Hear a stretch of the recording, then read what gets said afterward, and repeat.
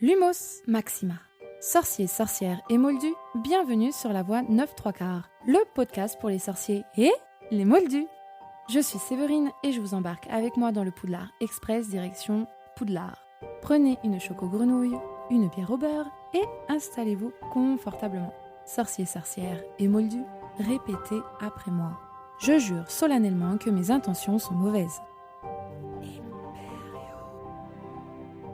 Plongez dans la pancine. Suivez le rappel-tout. Écoutez, vous savez qui. Enfin non, je voulais dire vous savez quoi. Rendez-vous à la bibliothèque sans oublier de passer par la volière. Lisez la Gazette des sorciers et dirigez-vous dans votre salle commune. Vous êtes sur la voie 9-3/4, le podcast pour les sorciers et les moldus. Méfait accompli. Bonjour chers sorciers, sorcières et moldus. Bienvenue dans ce nouvel épisode qui annonce le début des vacances pour la plupart d'entre nous. Si ce n'est pas ton cas, rassure-toi parce que Harry, lui, a des vacances bien moins cool. Et c'est ce que nous allons voir aujourd'hui dans cet épisode. J'ai eu l'idée de vous lire les passages où Harry est en vacances parce que finalement, avec les films, on a beaucoup moins de détails, même si on sait qu'il passe des vacances pas forcément très très cool. Mais voilà, j'ai choisi de prendre les 3 premiers tomes pour clôturer cette année. Donc nous allons commencer avec le tome 1, Harry Potter à l'école des sorciers, page 394. 39. C'est toujours pas la page 394, professeur. La fuite du boa brésilien valut à Harry la plus longue punition qu'il eût jamais reçue. Lorsqu'il fut enfin autorisé à sortir de son placard, les vacances d'été avaient déjà commencé et Dudley avait eu le temps de casser son nouveau caméscope, d'écraser au sol son avion radiocommandé et d'étraîner son vélo de course en renversant Madame Fig qui traversait Private Drive avec ses béquilles. Harry était content que l'école ait pris fin, mais il n'arrivait pas à échapper à la bande de Dudley qui venait chaque jour à la maison. Pierce, Denis, Malcolm et Gordon étaient tous grands et stupides, mais comme Dudley était encore plus grand et plus bête qu'eux, c'était lui qui était le chef. Et les autres étaient ravis de pratiquer le sport préféré de Dudley, la chasse au Harry. C'est pourquoi Harry passait le plus de temps possible hors de la maison à se promener dans les environs en pensant à la fin des vacances, qui représentait pour lui une minuscule lueur d'espoir. Car en septembre, il entrerait au collège et, pour la première fois de sa vie, il ne serait plus dans la même école que Dudley. Dudley irait à Smelting, un collège privé où l'oncle Vernon avait fait ses études. Pierce Polkiss y était inscrit lui aussi. Harry, pour sa part, devait se contenter du collège du quartier, Stonewall High. Dudley en était ravi. Un jour de juillet, la tante Pétunia emmena Dudley à Londres pour lui acheter l'uniforme de sa nouvelle école. Elle déposa Harry chez Mrs. Fig, qui fut moins pénible qu'à l'ordinaire, car elle s'était cassé la jambe en trébuchant sur un de ses chats, ce qui avait quelque peu refroidi la passion qu'elle leur portait habituellement. Harry fut même autorisé à regarder la télévision en mangeant un gâteau au chocolat qui avait dû séjourner quelques années au fond d'un placard. Le soir, Dudley parada dans le salon pour montrer à toute la famille ses habits flambant neufs, un frac marron à queue de pie, un pantalon de golf orange et un canotier. Les élèves de Smelting avaient également une canne dont ils se servaient pour se taper dessus quand les professeurs ne les voyaient pas. C'était, paraît-il, une façon de se forger le caractère. En contemplant son fils ainsi accoutré, l'oncle Vernon déclara que c'était le plus beau jour de sa vie, et la tante Pétunia éclata en sanglots en disant qu'elle n'arrivait pas à croire que ce garçon, si grand, si élégant était son petit Dudley Nouchet adoré. Harry préféra ne rien dire. Il avait l'impression de s'être déjà fait les 2 côtes à force de réprimer son fou rire. Le lendemain matin, au petit déjeuner, une odeur pestilentielle se dégageait d'une grande bassine posée dans l'évier de la cuisine. Harry s'approcha et vit de vieilles guenilles qui flottaient dans une eau grisâtre. « Qu'est-ce que c'est » demanda-t-il à la tante Pétunia. Elle pinça les lèvres, choquée qu'il ait l'audace de poser la question. « C'est ton nouvel uniforme, dit-elle. »« Ah bon » s'étonna Harry en regardant à nouveau la bassine. « Je ne savais pas qu'il fallait le faire tremper dans l'eau. »« Ne fais pas l'idiot, » répondit sèchement la tante Pétunia. « J'ai teint en gris de vieilles affaires de Dudley. Ça te suffira bien comme uniforme. Il ne sera guère différent des autres. » Harry en doutait, mais il était inutile de discuter. Il se demanda à quoi il ressemblerait là-dedans, le jour de la rentrée. On aurait dit des morceaux de peau arrachés à un vieil éléphant. Dudley et l'oncle Vernon entrèrent dans la cuisine en fronçant le nez à cause de l'odeur que répandait la bassine. L'oncle Vernon ouvrit son journal comme à l'ordinaire et Dudley donna sur la table un coup de sa canne dont ils ne se séparaient plus. Ils entendirent alors le facteur glisser le courrier dans la boîte aux lettres de la porte d'entrée. « Va chercher le courrier, Dudley, » dit l'oncle Vernon sans lever le nez de son journal. « Harry n'a qu'à y aller, » dit Dudley. « Va chercher le courrier, Harry. »« Dudley n'a qu'à y aller, » dit Harry. « Donne-lui un coup de canne, Dudley. » Harry évita la canne et alla chercher le courrier. Il y avait 3 lettres, une carte postale de Marge, la sœur de l'oncle Vernon, qui était en vacances à l'île de Wight, une enveloppe de papier kraft qui devait être une facture et une lettre pour Harry. Harry la contempla bouche bée.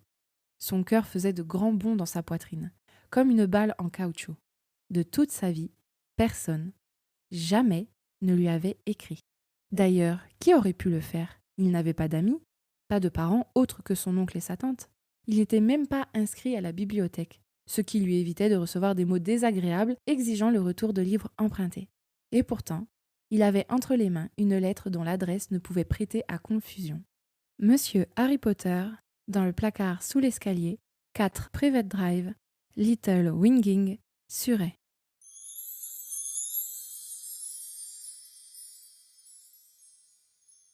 Malheureusement, Harry ne pourra pas ouvrir sa lettre tout de suite, bien que plusieurs lettres arrivent chaque jour. Vernon décide donc de fuir la maison avec tout le monde et c'est seulement 6 jours plus tard, le jour de son anniversaire, que Harry découvre qu'il est un sorcier grâce à Hagrid et qu'il va aller à l'école de sorcellerie à Poudlard. Il va ensuite avec Hagrid, donc ce jour-ci, sur le chemin de traverse afin d'acheter toutes ses fournitures scolaires. Nous sommes le 31 juillet et Harry passe la plus belle journée de toute sa vie. Le soir, Harry retourne chez les Dursley, page 394. Non, page 96. Le dernier mois que Harry passe chez les Dursley n'eut rien de très amusant. Dudley avait à présent si peur de lui qu'il ne voulait jamais se trouver dans la même pièce. Quant à l'oncle Vernon et la tante Pétunia, ils avaient tout simplement décidé de ne plus lui adresser la parole. Ils ne l'enfermaient plus dans son placard, ne le forçaient plus à faire quoi que ce soit, ne le réprimandaient même plus. D'une certaine manière, c'était mieux qu'avant, mais un peu déprimant malgré tout. Harry restait donc dans sa chambre en compagnie de sa chouette qu'il avait baptisée Edwige, un nom trouvé dans son histoire de la magie. Il passait ses journées et ses soirées à dévorer ses manuels scolaires, tandis qu'Edwige allait se promener, sortant et rentrant par la fenêtre ouverte. Fort heureusement, la tante Pétunia ne venait plus faire le ménage car Edwige ne cessait de ramener des cadavres de souris. Tous les soirs, avant de se coucher, Harry barrait un jour sur le calendrier de fortune qu'il avait fait lui-même sur un morceau de papier accroché au mur. Il attendait le 1er septembre.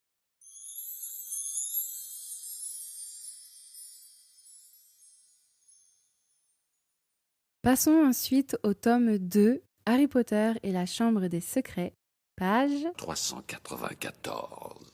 Ce professeur se trompe toujours, c'est dingue cette histoire. Depuis qu'il était revenu à la maison pour les vacances d'été, l'oncle Vernon l'avait traité comme une bombe sur le point d'exploser. Harry, en effet, n'était pas un garçon normal. Pour tout dire, il était même difficile d'être aussi peu normal que lui, car Harry Potter était un sorcier. Un sorcier qui venait de terminer sa première année d'études au collège Poudlard, l'école de sorcellerie. Et si les Dursley n'étaient pas très heureux de le revoir pendant les vacances, leur infortune n'était rien comparée à celle de Harry. Dès que Harry était rentré à la maison, l'oncle Vernon s'était empressé de ranger dans un placard sous l'escalier ses livres de magie, ses robes de sorcier, son chaudron, sa baguette magique et son balai haut de gamme, un Nimbus 2000. Peu importait aux Dursley que le manque d'entraînement fasse perdre à Harry sa place d'attrapeur dans l'équipe de Quidditch, et peu leur importait qu'il ne puisse pas faire ses devoirs de vacances. Les Dursley étaient ce que les sorciers appellent des moldus, c'est-à-dire des gens qui n'ont pas la moindre goutte de sang magique dans les veines. Pour eux, avoir un sorcier dans la famille représentait une honte infamante. L'oncle Vernon avait exigé que la cage d'Edwige, la chouette de Harry, soit cadenassée pour l'empêcher de porter quelque message que ce soit dans le monde des sorciers. Mais à présent, l'année scolaire était terminée et il était revenu passer l'été chez les Dursley où on avait recommencé à le traiter comme un chien qui aurait traîné dans un lieu malodorant. Les Dursley ne se souvenaient même pas qu'aujourd'hui était le jour du 12e anniversaire de Harry. Bien sûr, il ne s'était pas attendu à des merveilles. Jamais les Dursley ne lui avaient offert de véritables cadeaux, encore moins de gâteaux, mais de là à l'oublier complètement. À cet instant, l'oncle Vernon s'éclaircit la gorge d'un air grave et dit « Comme vous le savez, aujourd'hui est un jour particulièrement important. » Harry leva la tête. Il osait à peine en croire ses oreilles. « C'est peut-être le jour où je conclurai la plus belle affaire de ma carrière, » dit l'oncle Vernon. Harry recommença à manger son toast. Bien sûr, pensa-t-il avec amertume. L'oncle Vernon parlait de ce dîner idiot qui devait avoir lieu le soir même. Depuis 15 jours, il ne parlait plus que de ça. Un riche promoteur immobilier et sa femme devaient venir dîner et l'oncle Vernon espérait décrocher une énorme commande. Alors, à ce moment-là, les Dursley revoient le programme du dîner pour que tout se déroule à la perfection et chacun sait ce qu'il doit faire. À 8h, Pétunia dans le salon prête à recevoir les invités, Dudley près de la porte pour leur ouvrir dès qu'ils auront sonné, Harry dans sa chambre en silence en faisant semblant de ne pas être là. Vernon les conduit au salon pour l'apéritif.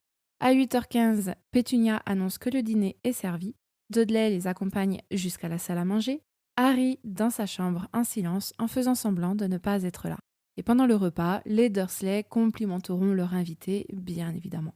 Une fois que tout est OK, Harry ne doit pas déranger sa tante qui va faire le ménage et Vernon et Dudley partent en ville chercher des vestes de smoking.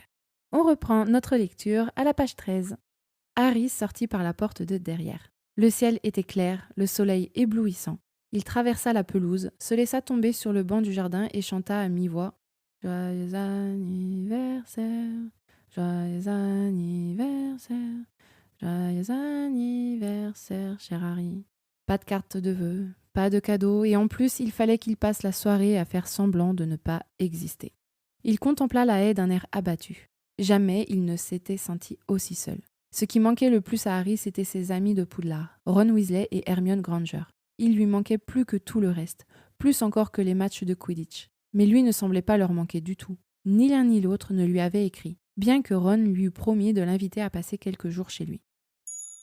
Bon, ne m'en voulez pas parce que là je saute 2-3 paragraphes. On est dans les pensées de Harry, en fait il se remémore ce qui s'est passé à l'école donc l'année précédente. Je passe juste de la page 14 à la page 15. Harry se redressa soudain sur son banc. Il regardait la haie d'un air absent. Il s'aperçut que la haie le regardait aussi. 2 énormes yeux verts venaient d'apparaître au milieu du feuillage. Harry se leva d'un bond. Au même moment, une voix moqueuse retentit à l'autre bout du jardin. « Je sais quel jour on est !» chantonna Dudley qui s'avançait vers lui en se dandinant. Les énormes yeux disparurent aussitôt. « Quoi ?» dit Harry sans cesser de fixer la haie. « Je sais quel jour on est !» répéta Dudley en s'arrêtant devant lui. « Bravo, tu as enfin réussi à prendre les jours de la semaine !» répliqua Harry. « Aujourd'hui, c'est ton anniversaire !» lança Dudley d'un ton méprisant. « Comment ça se fait que tu n'aies reçu aucune carte ? Tu n'as pas d'amis dans ton école de zigoto ? Il vaudrait mieux que ta mère ne t'entende pas parler de mon école, » dit froidement Harry. Dudley remonta son pantalon qui glissait sur son gros derrière. « Pourquoi tu regardes la haie ?» demanda-t-il d'un air soupçonneux. « Je suis en train de me demander quelle serait la meilleure formule magique pour y mettre le feu, » répondit Harry. Dudley recula en trébuchant, son visage gras déformé par la terreur. « Tu n'as pas le droit. Papa t'a dit que tu ne devais pas faire de magie. Sinon, il te chassera de la maison. Et tu ne sauras pas où aller. Tu n'as aucun ami pour s'occuper de toi. »« Abracadabra !» dit Harry d'une voix féroce. « Hic hoc, trousse-mousse et bave de crapaud !»« Maman !» hurla Dudley en se précipitant vers la maison d'un pas titubant. « Maman ! Il fait tu sais quoi ?» Sa farce coûta cher à Harry. Comme ni la haie ni Dudley n'avaient subi de dommages, la tante Pétunia sut qu'il n'avait pas véritablement usé de magie, mais il évita de justesse la poêle couverte de mousse qu'elle tenait à la main et qu'elle essaya de lui abattre sur la tête. Elle lui donna alors du travail à faire en lui promettant qu'il n'aurait rien à manger tant qu'il n'aurait pas terminé. Sous le regard de Dudley qui se dandinait autour de lui en léchant des glaces, Harry dut nettoyer les carreaux, laver la voiture, tondre la pelouse, tailler et arroser les rosiers et les massifs de fleurs et repeindre le banc. Le soleil brûlant lui tapait sur la nuque. Harry savait qu'il n'aurait pas dû répondre à la provocation de Dudley, mais celui-ci avait touché juste en devinant ses pensées. Peut-être n'avait-il aucun ami à Poudlard. S'il voyait le célèbre Harry Potter en ce moment, pensa-t-il amèrement, tandis qu'il répandait de l'engrais sur les massifs de fleurs, le dos douloureux, le visage ruisselant de sueur. Il était 7h30 du soir lorsque, épuisé, il entendit enfin la voix de la tante Pétunia qui l'appelait. « Viens là et fais attention, marche bien sur les journaux. » Harry se réfugia avec soulagement dans l'ombre de la cuisine étincelante. Sur le réfrigérateur était posé le gâteau qui devait être servi au dessert. Une véritable montagne de crème fouettée, parsemée de violettes en sucre. Un gigot cuisait au four dans un grésillement prometteur. « Dépêche-toi de manger, les Mason ne vont pas tarder, » dit sèchement la tante Pétunia en montrant les 2 tranches de pain et le morceau de fromage sur la table de cuisine. Elle avait déjà mis sa robe longue couleur saumon. Harry se lava les mains et avala son pitoyable dîner. Dès qu'il eut terminé, la tante Pétunia s'empressa d'ôter son assiette. « Allez, dans ta chambre, et vite !» ordonna-t-elle.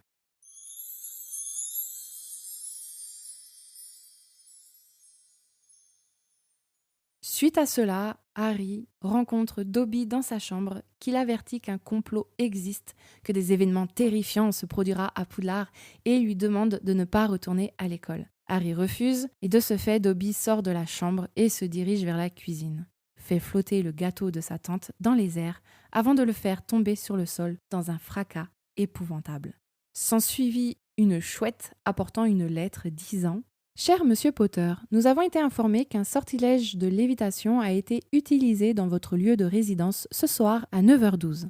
Comme vous le savez, les sorciers de premier cycle ne sont pas autorisés à jeter des sorts en dehors de l'école et toute récidive dans l'utilisation de tels sortilèges pourrait entraîner votre expulsion de ladite école. Décret sur la restriction de l'usage de la magie chez les sorciers de premier cycle, article 1875, alinéa C. Nous vous rappelons également que toute pratique de sorcellerie susceptible d'être remarquée par des membres de la communauté non magique Moldus constitue un délit puni par l'article 13 du Code du secret établi par la Confédération internationale des mages et sorciers. En vous souhaitant d'agréables vacances, nous vous prions de croire, cher Monsieur Potter, en l'assurance de nos sentiments distingués. Mafalda Hopcrick, Service des usages abusifs de la magie, Ministère de la magie. Harry releva la tête et déglutit avec difficulté. « Tu ne nous avais jamais dit que tu n'avais pas le droit de faire de la magie en dehors de l'école, » dit l'oncle Vernon avec une lueur démente dans le regard. « Tu as sans doute oublié de nous en parler. » Il avait l'air d'un énorme bulldog toutes dents dehors. « Eh bien, j'ai des nouvelles pour toi, mon garçon. Désormais, tu seras enfermé dans ta chambre et tu ne retourneras jamais dans cette école. Jamais. Car de toute façon, si tu essayes de t'échapper à coups de formules magiques, tu seras renvoyé. » Et avec un rire de fou furieux, il traîna Harry jusqu'au premier étage. L'oncle Vernon tint parole. Le lendemain matin, il fit venir quelqu'un pour poser des barreaux à la fenêtre de la chambre de Harry, et il se chargea lui-même d'installer une petite trappe au bas de la porte pour qu'on puisse lui passer de quoi se nourrir 3 fois par jour. Harry avait le droit de sortir 1 fois le matin et 1 fois le soir pour utiliser la salle de bain. Le reste du temps, il était bouclé dans sa chambre.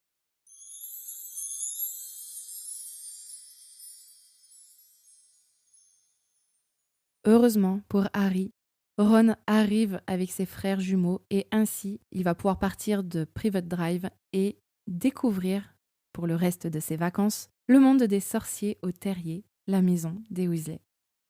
Ce cher Harry envoie des vertes et des pas mûres finalement pendant ses vacances. Heureusement, le début de ses vacances se passe mal et puis se finit plutôt bien, mais le pauvre quoi. Imaginez, vous êtes en vacances, vous êtes peut-être à la plage en train de profiter du soleil et de la brise face à la mer ou à l'océan. Et ce pauvre Harry, il est dans sa chambre et il est enfermé, le pauvre. Enfin bref, fort heureusement, il s'en va de là. Pour le coup, j'ai l'impression que c'est ses pires vacances finalement, parce qu'il n'a aucune nouvelle de ses amis. Bon, on sait que c'est un peu à cause de Dobby, mais voilà, il est tout seul et après il se fait enfermer dans sa piaule. Enfin, c'est dur, c'est très dur. Et il a 12 ans. Il a 12 ans, c'est très très dur. Et finalement, heureusement qu'il a un peu Edwige aussi qui lui tient compagnie. Mais bon, c'est un peu compliqué quand même.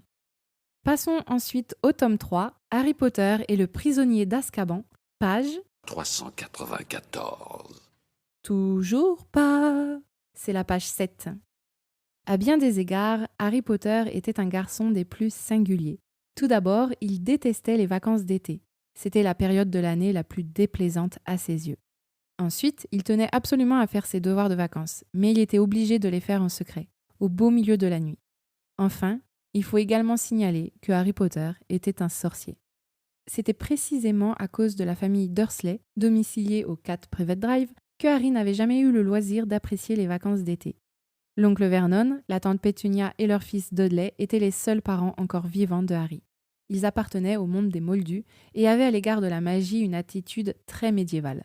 Son père et sa mère, eux-mêmes sorciers, étaient morts depuis longtemps et jamais on n'évoquait leurs souvenirs sous le toit des Dursley. Pendant des années, la tante Pétunia et l'oncle Vernon avaient espéré qu'en tyrannisant Harry, ils parviendraient à détruire tout ce qu'il y avait de magique en lui. À leur grande fureur, leur effort s'était révélé vain et ils vivaient à présent dans la hantise qu'un jour, quelqu'un finisse par découvrir que depuis 2 ans, Harry suivait ses études au collège Poudlard, l'école de sorcellerie.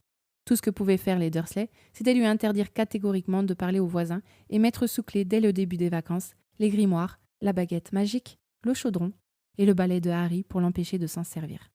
Harry tenait à éviter tout conflit avec sa tante et son oncle. Leur humeur à son égard était déjà exécrable à cause d'un coup de téléphone qu'un de ses camarades sorciers lui avait donné au début des vacances. Ron Weasley, un des meilleurs amis de Harry au collège Poudlard, était né dans une famille qui ne comptait que des sorciers. Il savait donc beaucoup plus de choses que lui en matière de magie, mais n'avait en revanche jamais eu l'occasion de se servir d'un téléphone. Par malchance, c'était l'oncle Vernon qui avait décroché. « Allô, Vernon Dursley, j'écoute ?»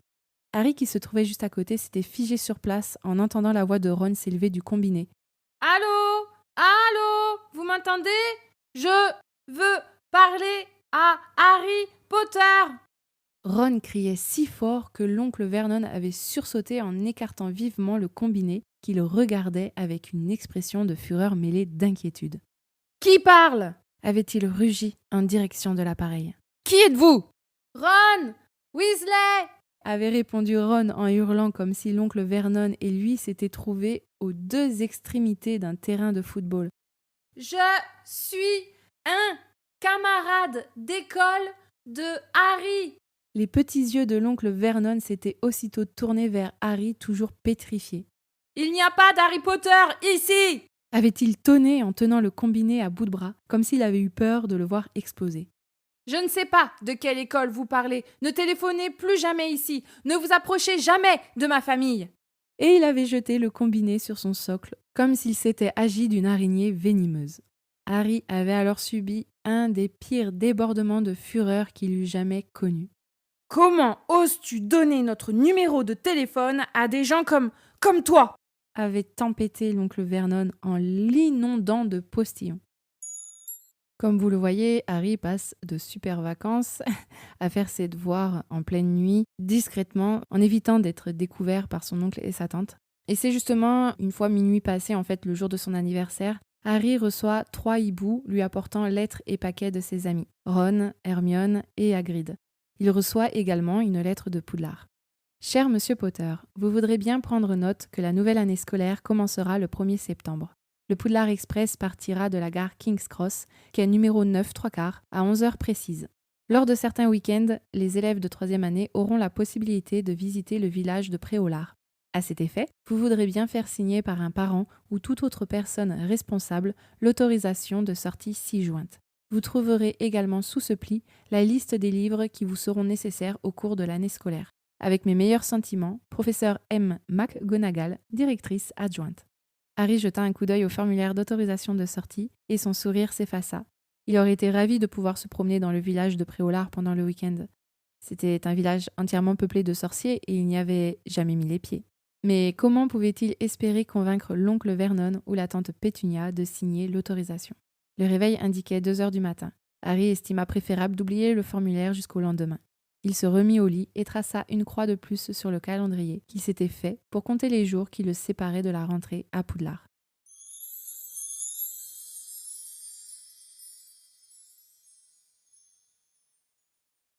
Du coup, Harry se voit demander à son oncle une signature pour l'autorisation de sortie à Préolard. Or, la sœur de Vernon, donc Marge, doit venir passer une semaine à Privet Drive. Vernon conclut avec Harry qu'il signera l'autorisation à la fin de la semaine s'il se comporte bien et qu'il n'y ait pas d'incident, en gros. Alors Harry réussit à tenir malgré les attaques et les dires de la tante Marge. Et le dernier jour, c'en est trop. La tante Marge va trop loin dans ses propos et Harry perd son sang-froid. Sa tante gonfle énormément, comme un monstrueux ballon, et elle se mit à flotter en l'air en émettant des borborigmes apoplectiques. Il ne s'envole pas dans les airs comme dans le film. Suite à cela, Harry part de Privet Drive et se voit prendre le Magicobus direction le Chaudron Baveur au chemin de traverse à Londres. Le ministère de la Magie le reçoit et il l'autorise à y rester jusqu'à la rentrée de Poudlard. Passons maintenant à la page 56. Harry mit plusieurs jours à s'habituer à cette étrange et nouvelle liberté. Jamais auparavant, il n'avait eu la possibilité de se lever quand bon lui semblait ou de manger ce qui lui plaisait. Il pouvait même aller où il voulait à condition que ce fût sur le chemin de traverse. Mais comme cette longue rue pavée rassemblait les plus extraordinaires boutiques de sorcellerie du monde, Harry n'avait aucune envie de désobéir à Fudge en s'aventurant dans le monde des moldus. Chaque matin, il prenait son petit déjeuner dans la salle du Chaudron Baveur où il prenait plaisir à observer les autres clients, de drôles de petites sorcières débarquées de la campagne pour faire du shopping sur le chemin de traverse, de vieux mages vénérables commentant les derniers articles du mensuel de la Métamorphose, des sorciers hirsutes, des nains tapageurs et même un jour, quelqu'un qui avait l'air d'une harpie et qui commanda une assiette de foie cru, la tête dissimulée sous un passe-montagne.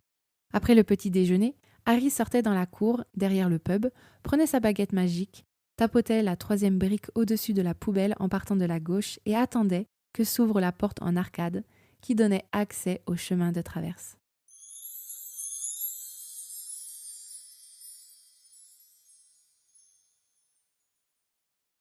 Pour la suite de ses vacances, Harry passe donc ses journées à explorer les boutiques sur le chemin de traverse, à faire ses devoirs et à déguster des sundaes gratuits toutes les demi-heures chez le glacier Florian Fortahome en attendant impatiemment de revoir ses amis Ron et Hermione. Et je vais ajouter une petite chose parce que j'avais envie, parce que là, clairement, l'école est terminée et les vacances ont bien commencé malheureusement, mais j'avais envie de finir avec la fin de l'année scolaire dans le Poudlard Express où en fait Ron invite Harry à venir au terrier pendant les vacances d'été pour aller à la Coupe du Monde de Quidditch qui se passera du coup cet été au Royaume-Uni. Et d'ailleurs, dans le Poudlard Express, Harry reçoit une lettre de son parrain et arrivé à la gare, page 394. Non, professeur. C'est la page 444. Son oncle l'accueillit à sa manière habituelle. « Qu'est-ce que c'est que ça ?» grogna-t-il en regardant l'enveloppe que Harry tenait toujours serrée dans sa main. « Si c'est une autorisation à me faire signer, tu peux toujours... »« Ce n'est pas ça !» l'interrompit Harry d'un ton joyeux. « C'est une lettre de mon parrain. »« Ton parrain ?» s'exclama l'oncle Vernon. « Tu n'as pas de parrain. »« Si, j'en ai un, » répondit Harry. « C'était le meilleur ami de mon père et de ma mère. C'est un assassin condamné à perpétuité. Mais il s'est évadé de la prison des sorciers et il est en fuite. Il m'écrit quand même, de temps en temps. Il prend de mes nouvelles, pour savoir si je suis heureux. » Avec un large sourire devant l'expression horrifiée de l'oncle Vernon, il se dirigea vers la sortie de la gare en poussant bruyamment Edwige sur son chariot. L'été s'annonçait bien meilleur que celui de l'année dernière.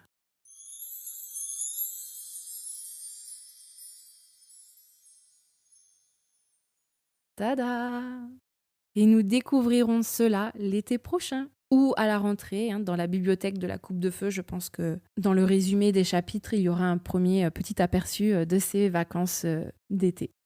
Voilà les amis, l'épisode touche à sa fin. J'espère que ces petits moments de lecture vous ont plu. Je vous annonce du coup officiellement que le podcast part en vacances. Et oui, c'est la fin de la première saison du podcast. On a fait 1 an ensemble et c'était génial. Je sais qu'à cause de mon absence, il y a eu moins d'épisodes ces 2 derniers mois. J'en suis sincèrement désolée. Mais comme je vous l'ai dit dans le précédent épisode, j'avais besoin de temps. Je vous rassure, étant enfin en vacances et bientôt libérée de mon emploi qui se termine officiellement fin août, je vais avoir le temps de préparer la prochaine saison qui arrivera en septembre.